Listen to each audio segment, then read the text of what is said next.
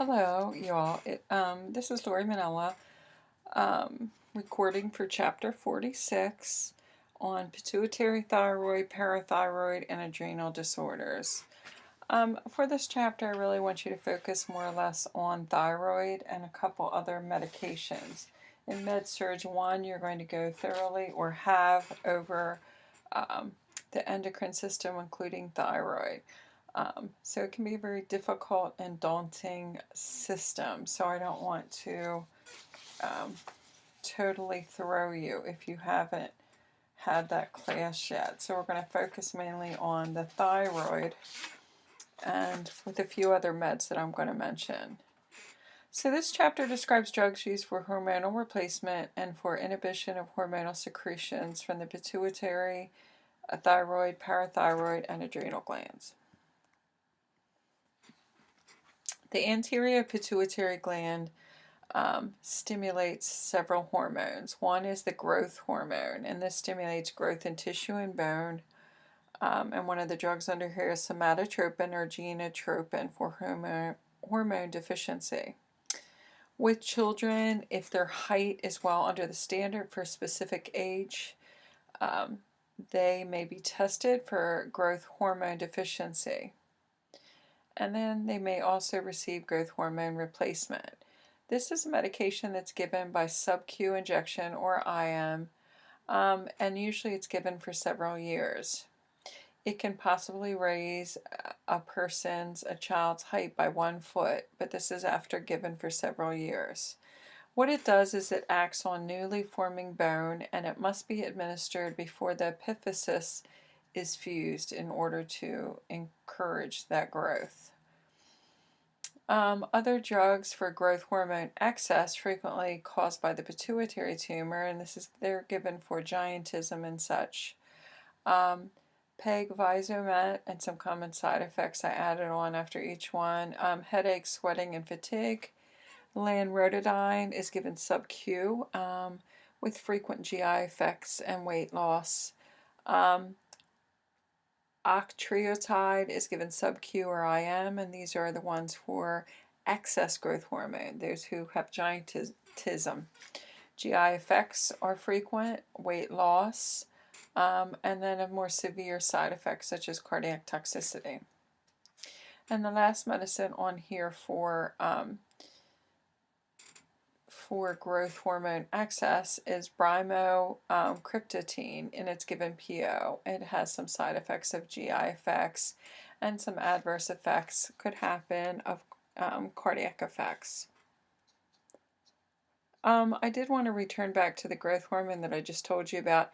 If growth hormone is given too long, it can have a side effect of diabetes. And one thing I want to say about the growth hormone is sometimes athletes take it, and this is a problem. They may become diabetic. The anterior pituitary gland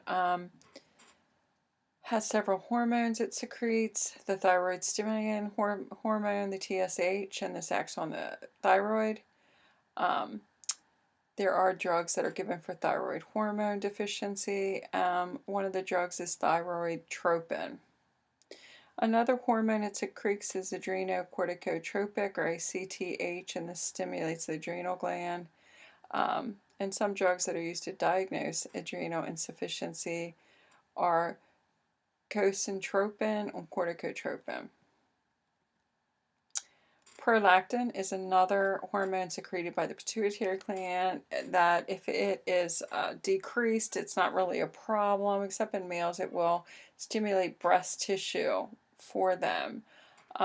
If the woman is about to breastfeed, has just had a baby, then they might, this might cause some difficulty. If there is an excess, they can give a couple medications, and you see them named here under the prolactin.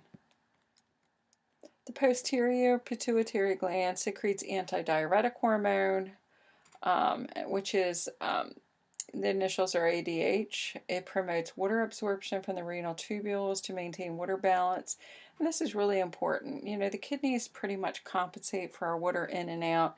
So ADH is really important that we have that to stimulate the renal tubules to maintain the water balance. Or a patient will dehydrate very quickly because all the water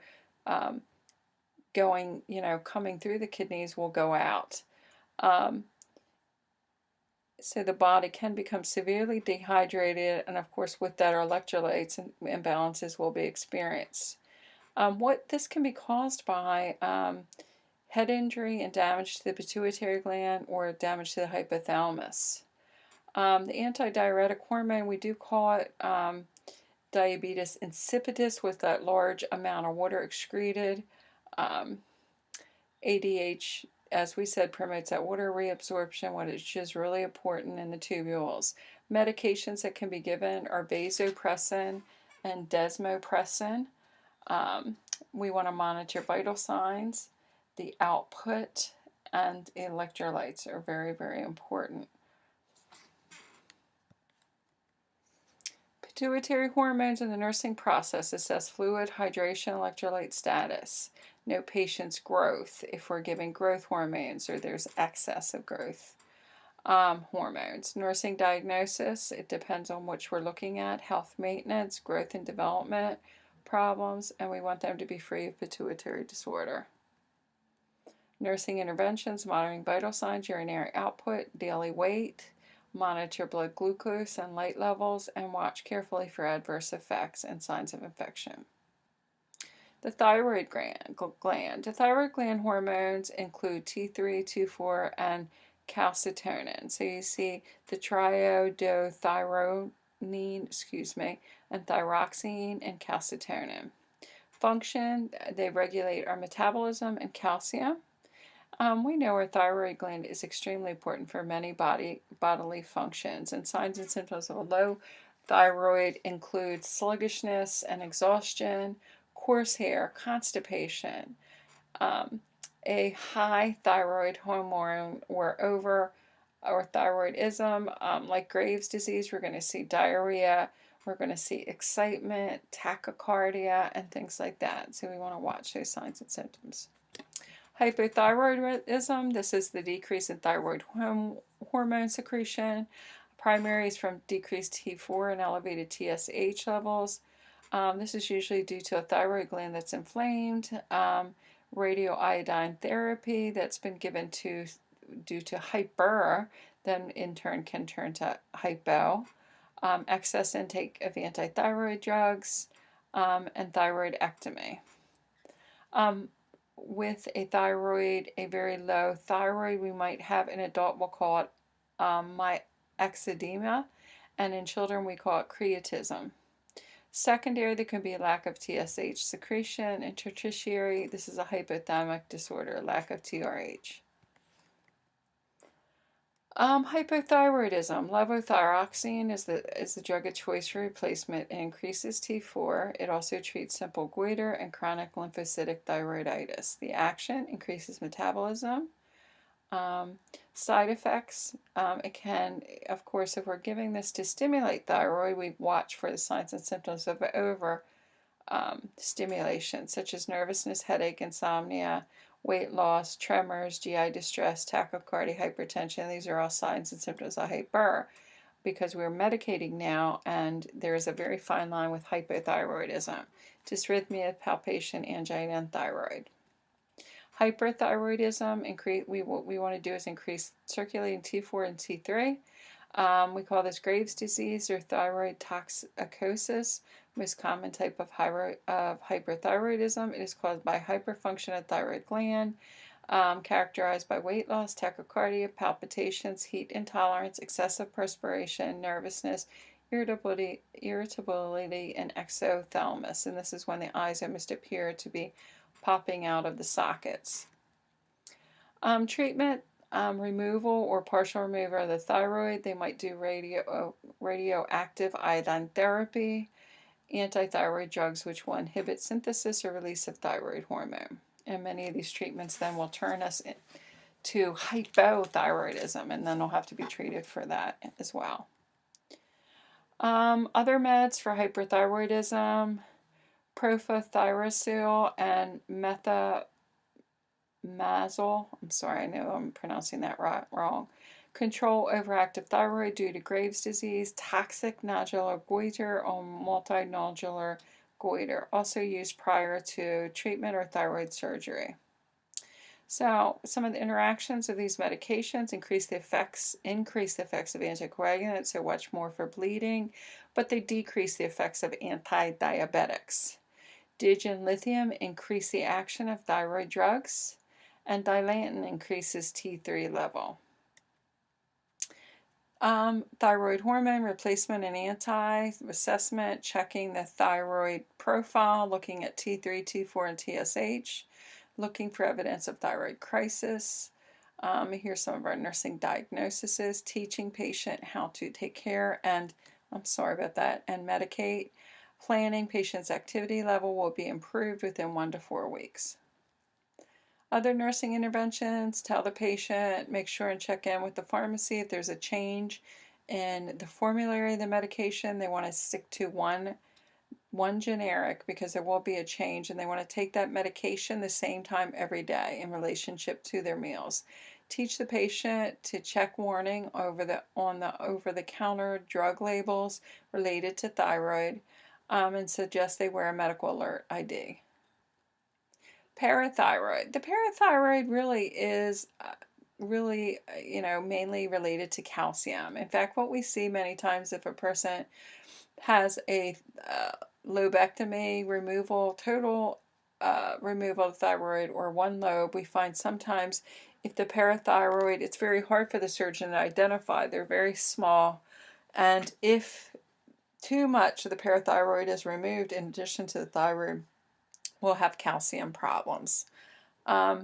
Because the parathyroid mainly focus on the calcium, they enhance calcium release from the bone, enhance calcium reabsorption, and enhance calcium absorption in the intestine by increasing production of vitamin D. Hypoparathyroid, parathyroid hormone deficiency due to low magnesium, low calcium, vitamin D deficiency, renal impairment, diuretics. It can also be due to post-thyroid removal or partial. Parathyroid hormone replacement is called calcitriol, and the action is to promote calcium absorption from the GI tract and secretion of calcium from bone to blood. So you're going to be monitoring the serum calcium level. Excessive hypoparathyroidism, excessive parathyroid, this could be due to malignancy of the parathyroid glands, ectopic PTH hormone secretion from lung cancer, hyperthyroidism, prolonged immobility. Treatment, partial, full parathyroidectomy. They may give calcitonin, salmon calcitonin, calcimimetic, or biophosphates. Assessment with parathyroid hormone insufficiencies. Note the serum calcium level and repeat abnormal results. Make sure you're looking for signs and symptoms of tetany and hypocalcemia. And here's some of your diagnoses. Do they have diarrhea, fluid volume deficits with vomiting, diarrhea, polyuria, and so on? And we want their serum calcium to return within normal limits. Other nursing interventions, we've already said monitor calcium levels, repeat signs and symptoms of a low or high calcium, advise females to inform the providers about pregnancy status before taking, encourage patients to check over-the-counter drugs for possible calcium content. The adrenal gland. The adrenal medulla produces epinephrine and norepinephrine, and the cortex produces glucocorticoids or cortisol, mineralocorticoids or aldosterone. Corticoid hyposecretion is called Addison's disease, and an oversecretion of glucocorticoid is Cushing syndrome. One of the glucocorticoids, we know prednisone well. There's that SONE after prednisone. It does affect inflammatory response, affect metabolism, affect muscle and blood cell activity. The use is inflammation, autoimmune disorders, ulcerative colitis, glomerulonephritis, allergies, drug reactions, anaphylaxis, and it helps to prevent organ rejection. The Here's some of your signs and symptoms, including depression, flushing, headache, edema, sodium, water retention, abnormal fat deposits. And we know with any time with taking any of the steroids, we always want them to be tapered, or the person could go into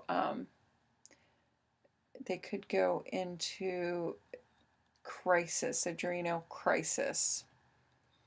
Caution, taper off gradually. And the adrenal crisis, I was just mentioning, some of the signs and symptoms are abdominal pain, dehydration, dizziness, loss of appetite, low BP, nausea and vomiting, rapid heart rate and respiration, slow movement, excessive sweating, which is real unusual on the face or palms.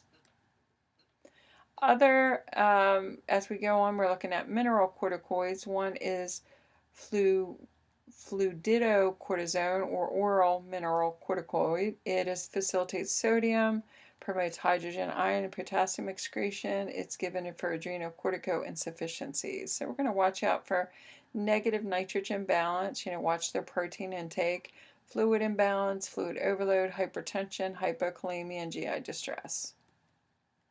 There's your assessment, watching the vitals, assessing lab results, especially lights and glucose. Okay. Interventions, vital signs, labs, watch for low potassium, monitor older folks for increased osteoporosis, watch for injury, they're at risk for falls and fractures, encourage them to wear a medical alert bracelet, and advise them to eat foods that are higher in potassium. Question 1. A patient has adrenocortico insufficiency and was taking hydrocortisone 240 milligrams every 12 hours. Before discharge, the drug was switched to prednisone. Which is appropriate teaching for discharging a patient with oral prednisone? A. Stop the drug when feeling better. True or false? Well, we know this one is false. We have to wean off of these medications. Prednisone, B, is always given by injection. Now, this is false. C, the dose needs to be tapered off over 1 to 2 weeks, and depending on, this is true, and it depends on how much we're giving, but as you can see, this is a high dose. We're going from 240, and it's not going to go down to 1 milligram, so we do have to, and they're going to be on it for a period of time, we do have to taper off of it and slowly go down over a matter of weeks to days. It depends on how much they were on to begin with. So C is true. And D, hyperkalemia is common. It's the opposite, hypokalemia.